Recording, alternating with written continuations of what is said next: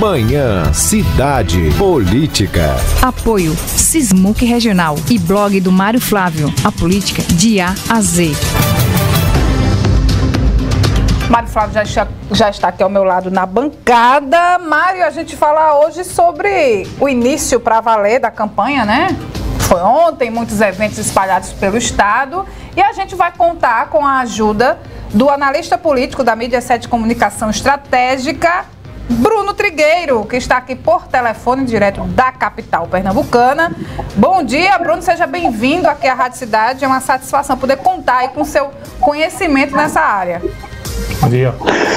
Bom dia, Renata Torres. Bom dia também ao querido amigo Mário Flávio. Nesse programa, né, da Manhã Cidade, da Rádio Cidade em Caruaru, também é uma satisfação grande poder falar com vocês sobre a conjuntura política, a cena política aqui em Pernambuco. Muito bem. Ô Bruno, vamos começar batendo esse papo falando sobre o início da campanha aqui em Pernambuco. A gente viu ontem, né, que vários candidatos, né, os principais, escolheram os redutos eleitorais. Né? Raquel escolheu Caruaru, Miguel escolheu Petrolina, Anderson Ferreira começou na Metropolitana, no Cabo de Santo Agostinho, depois ele foi para Jaboatão, né? Marília Arraes foi para a favela Roda de Fogo, a antiga favela Roda de Fogo, que tem um reduto histórico com a avó dela, Miguel Arraes. Né? O Danilo Cabral foi para Brasília Teimosa, lembrando na primeira passagem de Lula, quando ele foi eleito presidente lá em 2003, que ele veio a Brasília Teimosa para tirar o pessoal das palafitas. Enfim, qual a tua opinião sobre isso? Eles acertam quando escolhem os redutos eleitorais ou você acha que poderia ter sido pensado de uma maneira diferente?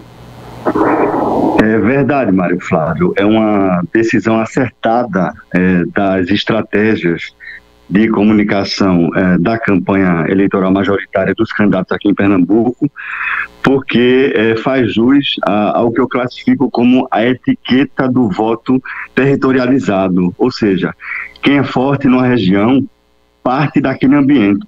Né? Teve coligação, a gente sabe que se dividiu e ocupou regiões eleitorais onde o candidato adversário tem mais densidade.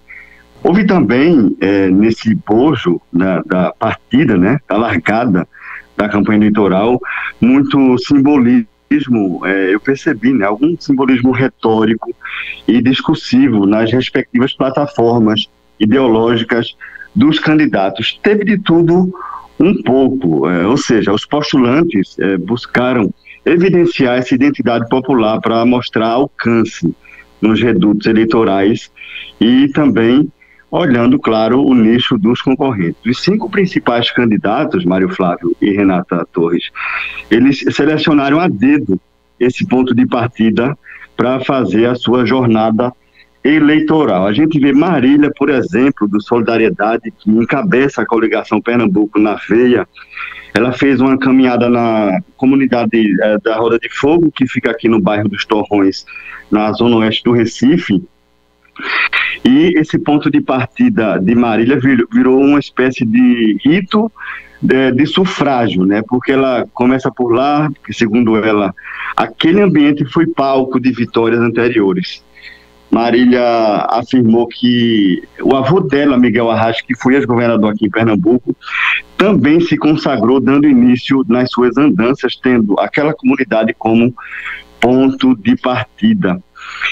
A gente observa que Marília, depois de percorrer as ruas de Roda de Fogo, ela inaugurou o Tribuna 77, que faz jus ao número, aliás, da campanha dela, da candidatura, que é uma espécie de púlpito improvisado para discurso e apresentação de propostas. Essa estratégia, a gente sabe que foi uma estratégia de comunicação de Marília para aparecer com o Tribuna 40, que foi inaugurado pelo ex-governador Eduardo Campos no Recife, durante a campanha de 2006. Essa mesma estratégia, a gente percebe, depois foi reeditada nos pleitos seguintes por outras lideranças do PSB. E ainda falando um pouco mais sobre Marília, ela esteve acompanhada do candidato a vice, o deputado federal Sebastião Oliveira, do Avante e do candidato ao Senado, André de Paulo, do PSD. Na ocasião, Marília fez inúmeras críticas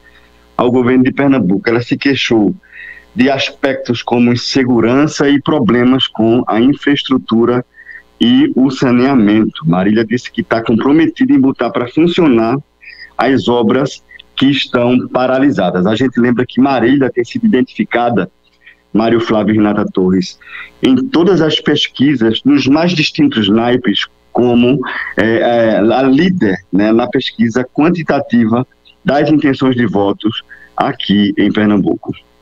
Ô Bruno, uma coisa que me chamou a atenção ontem, né? Tirando o Bolsonaro, que é uma figura que consegue, gostem dele ou não, levar gente orgânica para os eventos, os candidatos ontem tiveram um choque de realidade, pelo menos algumas peças que eu vi. Ontem mesmo a ex-prefeita Raquel Lira organizou aqui uma caminhada, foi um fracasso de gente, né? Deu pouquíssimas pessoas e a gente vê as fotos muito fechadinhas que os candidatos estão mandando via assessoria. Ou seja, né, levar a gente de forma orgânica para evento político está cada vez mais difícil, né? É verdade, está difícil as campanhas terem essa capacidade de mobilização, de arregimentar pessoas para que elas possam estar realmente engajadas ideologicamente, motivacionalmente, nas campanhas políticas dos respectivos candidatos majoritários. A gente percebe, observando as pesquisas qualitativas, Mário Flávio e Renata Torres, que existe um descrédito muito grande por parte do eleitorado com relação às candidaturas que estão postas. Do ponto de vista empírico, eu diria assim, também filosófico, esse descrédito se dá justamente por vários fatores, por N variáveis. A corrupção, o eleitor se sente realmente preterido quando o agente público ou o político ou o gestor vai deliberar as ações administrativas e não tem em vista os benefícios reais que devem ser postos à sociedade. Isso que você pontuou, Mário Flávio, é um reflexo justamente desse descrédito, né? A militância não se sente motivada, mobilizada, as estratégias de comunicação têm que se virar nos 30 para poder fazer aquelas imagens fechadas e dar a impressão de muita gente, de contingência, de que as pessoas estão ali realmente envolvidas naquela campanha, mas na verdade existe mais ou menos esse sentimento de descrédito por parte da população em se engajar nas campanhas políticas. Está cada vez mais complicado. Bruno, para a gente encerrar, ontem nós tivemos o pontapé da campanha, falando da campanha nacional. O presidente Bolsonaro fez um ato em Juiz de Fora, né, simbólico lá, foi onde ele levou aquela facada, e o ex-presidente Lula foi ao ABC, né, que foi onde ele começou a vida pública. Os dois, né, se elogiando, entre aspas, se engalfinhando, um dizendo que o outro está com um demônio no couro e o outro dizendo que o outro vai roubar todo mundo. Esse vai ser o tom da campanha, você acha, de acusações entre os dois?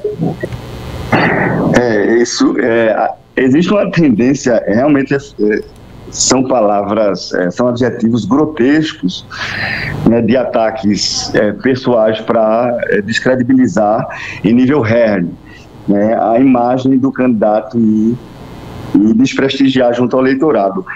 Essa vai ser a tônica discursiva, narrativa da campanha presidencial que deve ser traduzida para os estados. Essa polarização ela vai ser muito evidente.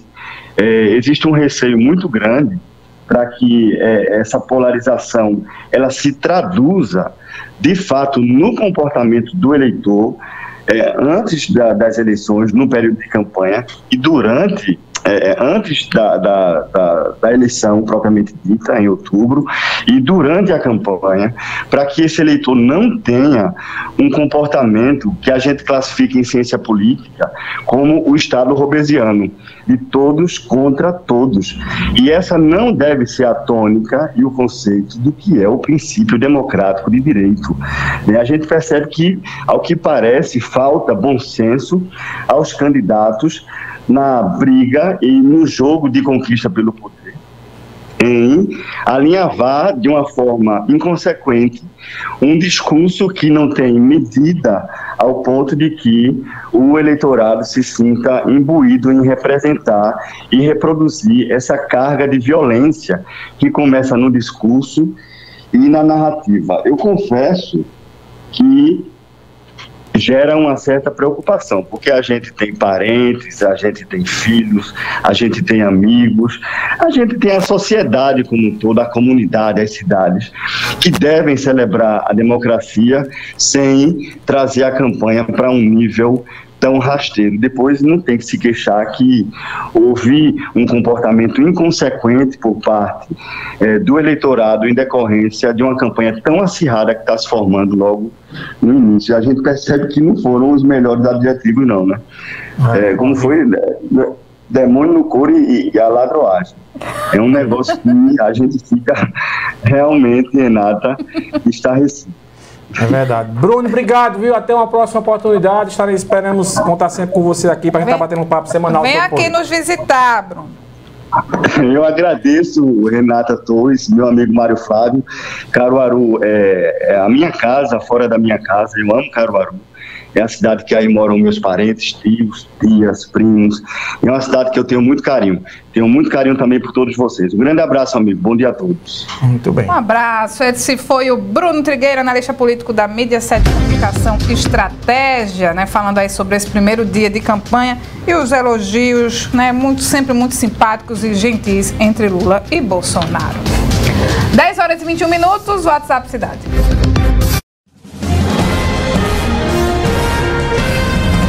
Rádio Cidade, eleições 2022. Seu compromisso com a democracia começa aqui.